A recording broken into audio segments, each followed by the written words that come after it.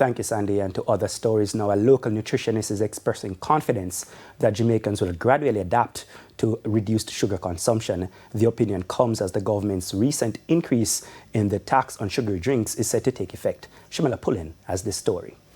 Nutritionist Kerry Weatherly believes the sugary drinks tax adjustment will not happen immediately, but over time, consumers will begin to understand the health benefits of cutting back on excess sugar. She says while the transition will be slow, behavioral change is likely as higher prices influence purchasing decisions. When you look at what it's going to cost the consumer, it could be, as much as $12 per bottle for this particular item. In the initial stages, you may not necessarily see any reduction in the consumption because persons may just continue to buy the beverage, even though it's costing them more. But research that has been done and put forward, but for example, by the World Health Organization suggests that down the road, what you find happening is that because it's costing more, the consumer tends to, as an end result, reduce their consumption of these drinks.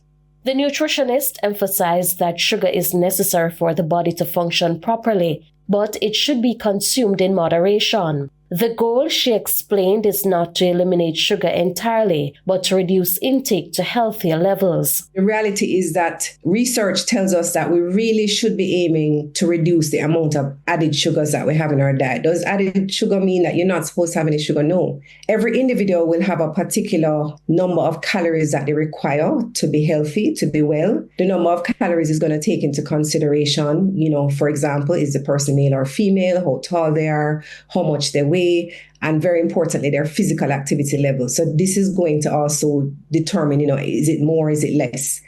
Jamaicans are encouraged to become more mindful shoppers by carefully reading product labels before making purchases. She's urging consumers to pay close attention to sugar content and make informed choices about what they eat and drink. So when we buy those items, we continue to encourage the population to stay away from the processed and the ultra-processed. But certainly, when you're buying an item and it's something you're going to consume, something you're going to, feed your family, feed your children, we want you to pay attention. Look at the ingredients list. Look at the nutrition facts panel. Your sodiums, your added sugars, your cholesterol. These are values that we want you to pay attention to because we're not just thinking about life now, but we're thinking long term. We're thinking the impact that overconsumption or underconsumption of particular nutrients can have on your, quality of life and your well-being. Shamila Pullen, TVJ News.